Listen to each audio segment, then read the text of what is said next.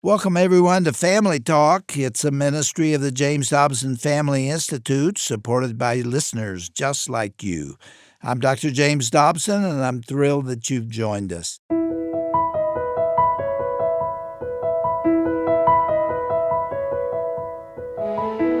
Well, welcome to Family Talk, the broadcast ministry of the Dr. James Dobson Family Institute.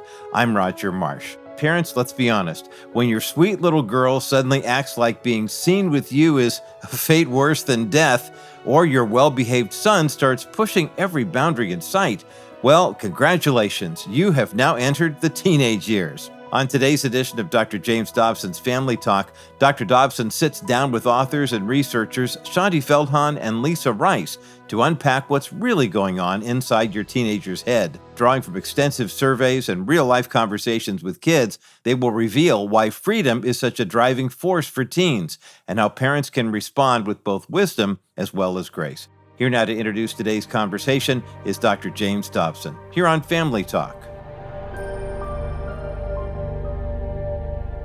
We live in a very tough time to be a parent, and it's an even tougher time to be a kid, I think, to be a teenager. There are just very few certainties for either generations now, and the pressures of the culture put everyone on edge. And we want to offer some suggestions and advice today that may be helpful. I've spent a good part of my professional career writing for teenagers one way or another, including preparing for adolescence, which, by the way, was originally written not for the public, but for my own daughter, who was 13 years of age. And my church heard about it and said, can we use those tapes? And I let them use them, and a publisher heard about it, and from there it went on to a 30-year record with that particular book. It was followed by Parenting Isn't for Cowards and portions of The Strong-Willed Child and Bringing Up Boys. Then I wrote Life on the Edge, which is a book to help young people deal with the more difficult and life-challenging issues that they face between the ages of 16 and 26. So this is really a topic that I have dealt with over the years, almost a lifelong interest for me.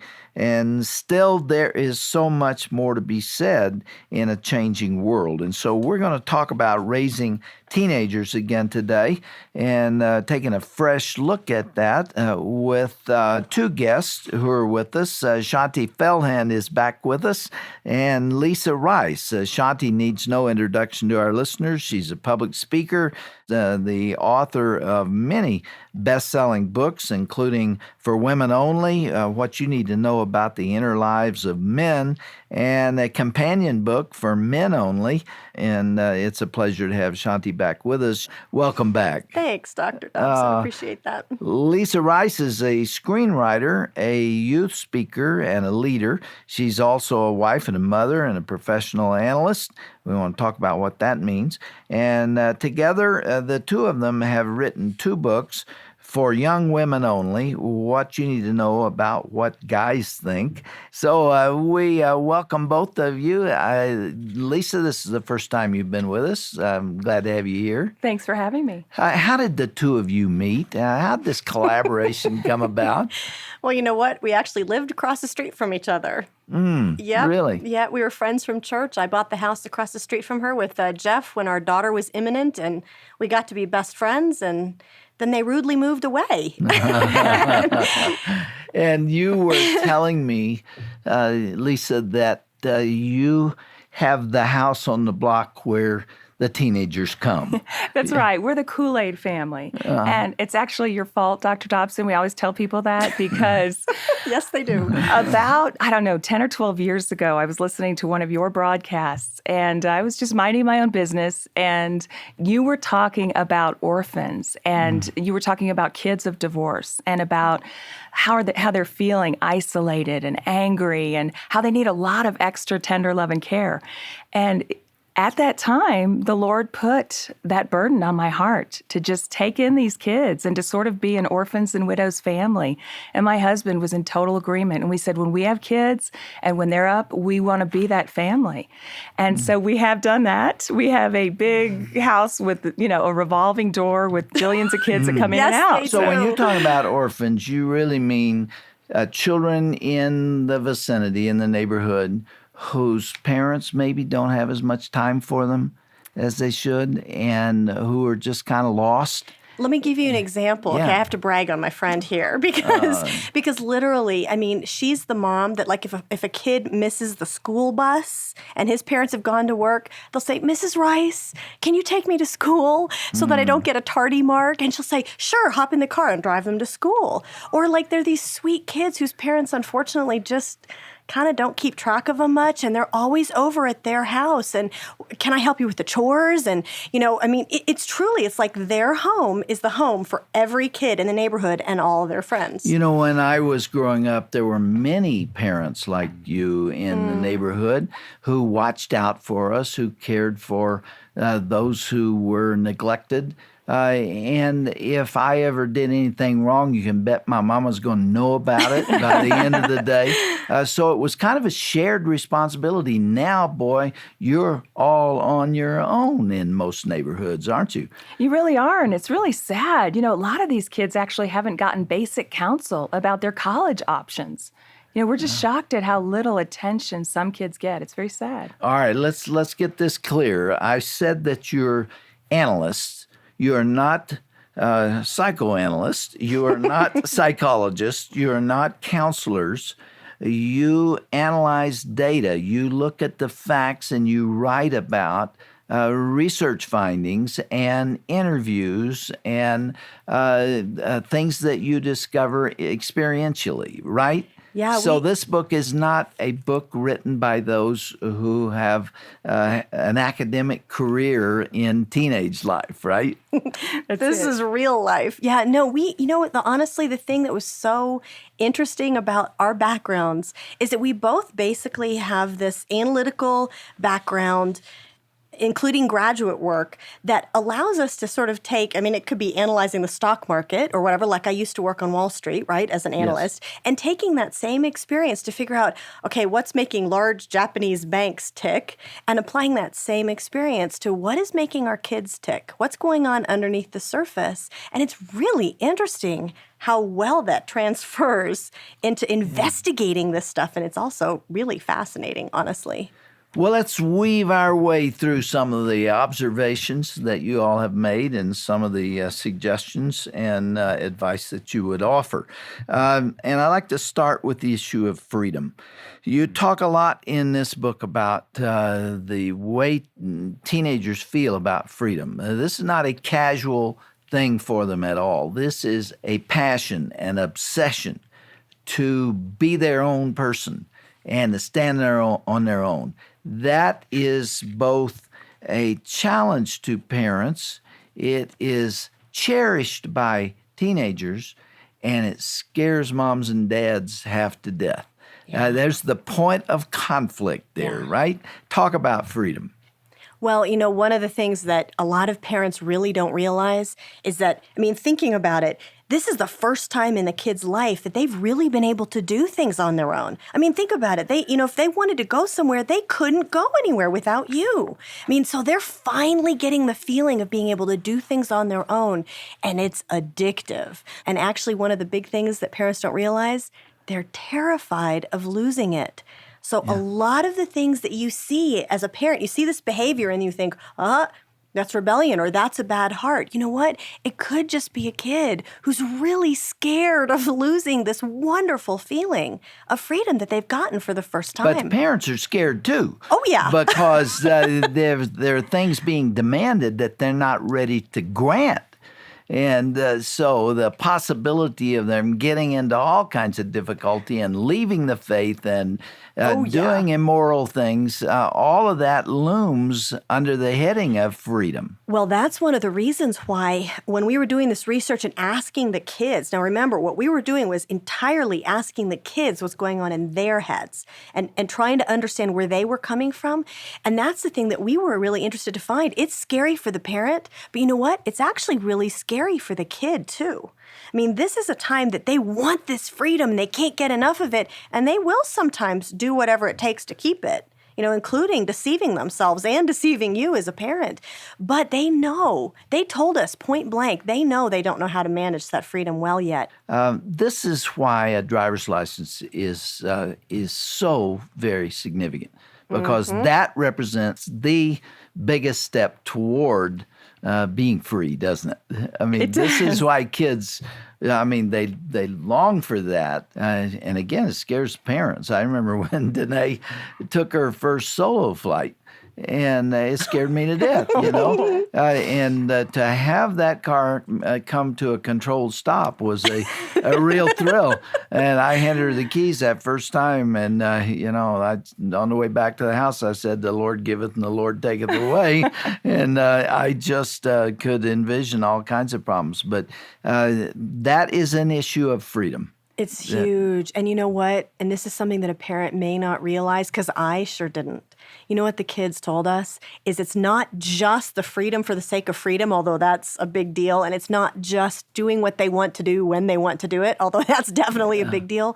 One kid basically said, you know what? When I got this certain freedom, like driving or my cell phone, I felt suddenly like a real person.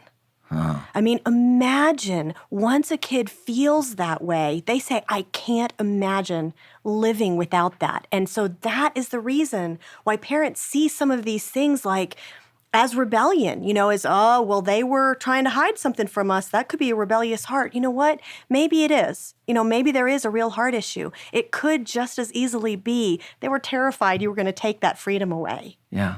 We actually did a survey question about this. We asked the kids, when you do something your parents would disapprove of, like speeding or whatever, what is the best description for the reason you do it? 9 out of 10 kids said that when they do something questionable, it's not primarily because of peer pressure or rebellion against parents. It's because they're pursuing their freedom and their ability to do what they want to do. And this was true even with Christian kids. Okay, now, I believe that's an accurate answer from the point of view of the teenager. I don't believe it is true. Teenagers are greatly influenced by their peers. And whether they admit it or not, a good part of what they do is shaped by how their friends feel about that. Well, but all their friends are out pursuing the freedom too, And you're definitely right. I mean, there has got to be something that they're not admitting to, of how much their friends shape them. Absolutely. I mean, we saw example after example of sometimes, and I hate to say it, sometimes there was positive peer pressure that a kid went against because they were going to pursue their freedom and what they wanted to do. And if their friend was saying, maybe we shouldn't do that, if they wanted to do it, they'd still try to do it. And I was really amazed at how many times that sort of trumped it. Now, obviously, we've all seen examples of where they give in to the negative peer pressure. Just as an example of that, we had a girl admit that she was at a school dance with her friend. And there was this dirty dancing going on. And one of the Christian girls said to her friend, "Oh, don't do that. Don't go out onto that dance floor." And the girl admitted that she thought, well, my parents wouldn't want me to do this. My friend here is telling me not to, but I sure like that handsome guy out there, and I'm just going to go. Again, you see how freedom was bigger than even the peer or the parent. I think one of the toughest assignments in parenting, especially parenting of a teenager, is knowing how to let go, how quickly to turn loose, and when not to let go. I mean, you talk about tact and wisdom. That takes the wisdom of Solomon to do that. And if you are too late, they'll tear it out of your hands. Yeah. If you're too early, they get into all kinds of trouble and difficulty. You know, they have to have the consequences. We can't just say as parents, okay, so they're freedom wired, so let them have their freedoms. I mean, it is important as parents to know what their favorite key freedoms are. You know, to one kid, it might be the cell phone. To one kid, it might be their wheels, and we actually had a cool story happen right while we were writing this that perfectly illustrates kind of what parents can do about this freedom thing. My daughter, Sarah, called, and she gave us permission to share this. She called me and said, Mom, there's been a tiny little accident. I'm at church. I just backed up into this lady, and it's no big deal. It's just like a little light bulb issue, and it's just a little crack or something, and I'm just going to take care of it. You hardly even need to come over here. Well, of course, I went over there and found out that basically, to make a long story short, she did $900 and something damage to an SUV. And my husband and I said, woo, light bulbs are expensive these days. And to make matters worse, she was on her cell phone. And that's a big no-no in our family. And so we were right in the middle of this research, and we said, let's try doing this. Let's have a family meeting with her and talk about this. My inclination was just to yank the cell phone away forever. And, after talking about it, though, she asked us not to do that. She said she'd be willing to pay the $960 worth of damage by working 4 straight months at her part-time job with no take-home pay if she could keep her cell phone. And so we said yes. So she internalized the lesson really well, but no rebellion was sparked because her favorite freedom was intact. Because sometimes, now think about it.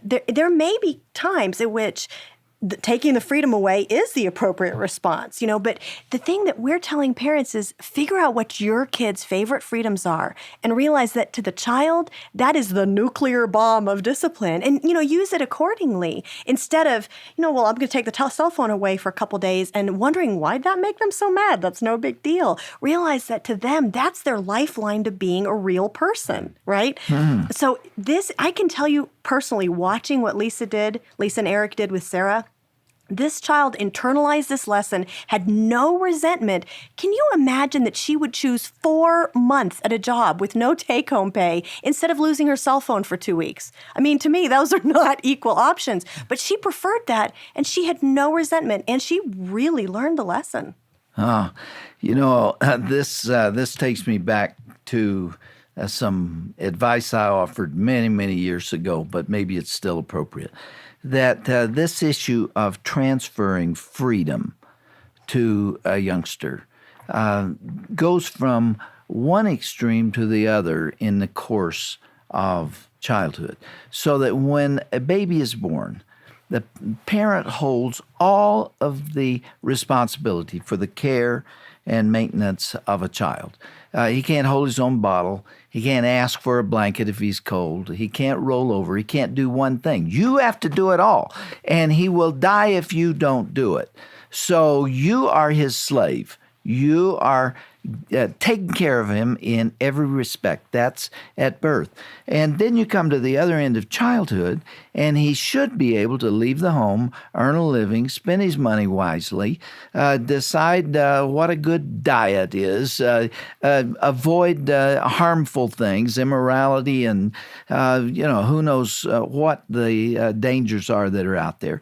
But it's not your responsibility, it's his. Now, how do you get from one extreme to the other in 18, 19, or 20 years? How does that happen?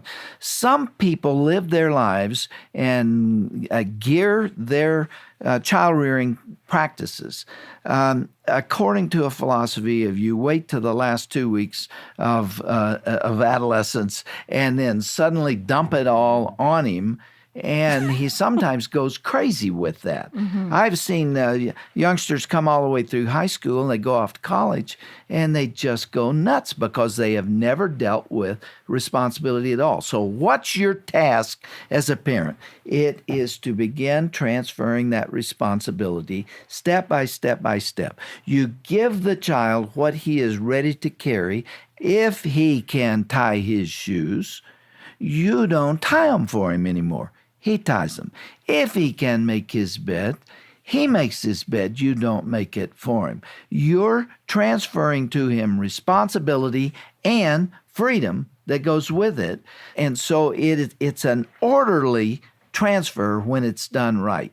It's easier to sit here and talk about than it is to do, but it is the essence of good parenting from my point of view. You agree, Lisa? Absolutely, I do. Absolutely. It's letting that kite string out a bit by bit as they Little can by handle little. it. Yes. And to realize, honestly, that what's going on in their heads is they will take it. I mean, they will take that kite string if you don't let it out. I mean, that's they will. really, the kids, I hate to say it, even the good Christian kids admitted, you know what, they'll find a way to do what they want to do if they don't feel like mom and dad are trusting them with these things. And so that's where it's our job to help them manage that well. Irma Bombeck. You remember Irma Bombeck? Oh, yeah. Oh, great writer. I loved her work. And she wrote a book called If Life is a Bowl of Cherries, What Am I Doing in the Pits? And I just remember one story, I believe, that was in that particular book of the kite.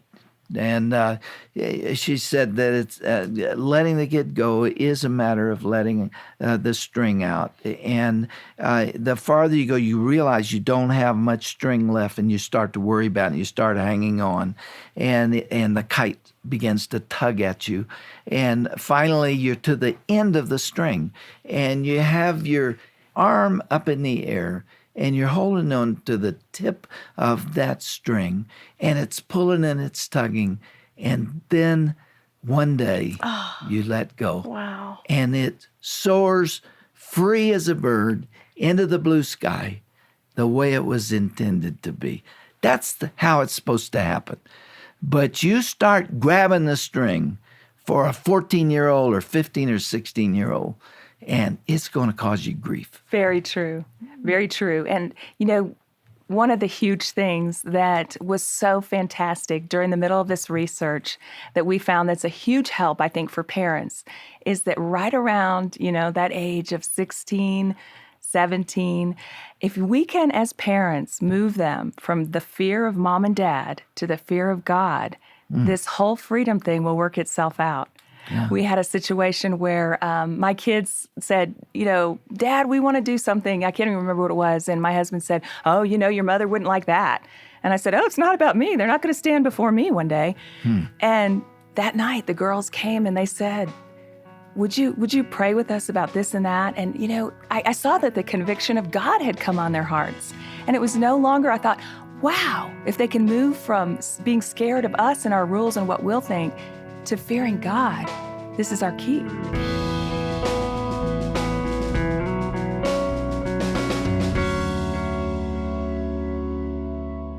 Both parents and children alike must have a healthy fear and reverence for our holy God.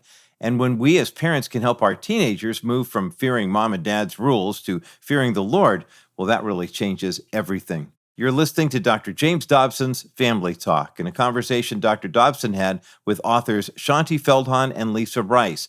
Now, if you missed any part of today's broadcast, or if you want to share it with a fellow parent who's in the trenches like you are, go to jdfi.net. And if today's discussion has you thinking more deeply about the parenting journey ahead, I want to point you to a free resource that can help. We've developed a special 10-day email series called Raising the Strong-Willed Child. Of course, it's based on Dr. Dobson's landmark book with that same title. Whether your teenager is testing every limit or your younger child is already showing that independent streak, this series is packed with practical wisdom to help you lead your kids through even the toughest seasons. To sign up, remember it's absolutely free. Just go to jdfi.net and search for that title, Raising the Strong-Willed Child. And before we leave the air for today, I want to take a moment to thank you as a friend and a partner of this ministry who helped make the James Dobson Family Institute possible. Every broadcast you hear here on Family Talk, every article that you read, every resource on our website, all of it exists because of generous folks just like you who step forward and pray for us and provide support for this work. Your donations help us promote and preserve the institution of the family. You help us share the gospel of Jesus Christ with others and equip parents with biblical truth they can put into practice today and every day. If you believe in that mission, I encourage you to join our team. You can join us by giving a gift of any amount when you go to jdfi.net. You can also call us at 877-732-6825. That's 877-732-6825. Or if it's easier, if you'd prefer to drop us a line, you can write to us. Our ministry mailing address is Dr. James Dobson's Family Talk, P.O. Box 39,000, Colorado Springs, Colorado, the zip code 80949. Once again, our ministry mailing address is Dr. James Dobson's Family Talk, or you can just use those initials, JDFI for short. P.O. Box 39000, Colorado Springs, Colorado, 80949. Well, I'm Roger Marsh, and from all of us here at Family Talk and the Dr. James Dobson Family Institute, thanks so much for listening today. Be sure to join us right here next time for part 2 of Dr. Dobson's powerful conversation with Shaunti Feldhahn and Lisa Rice, continuing their discussion on what parents need to know about teenagers. That's coming up right here on the next edition of Dr. James Dobson's Family Talk, the voice you trust, for the family you love.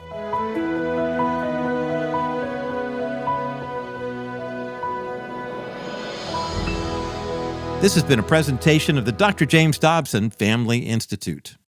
Does divorce make people happier? With today's Dr. Dobson Minute, here's Dr. James Dobson. The Institute for American Values in New York studied 5,232 married adults on many variables and identified those who reported themselves to be unhappy. Then 5 years later, many of those unhappy couples were interviewed again. The results of these interviews were astounding. They revealed that a full 2/3 of the unhappily married spouses who remained married were actually happier 5 years later.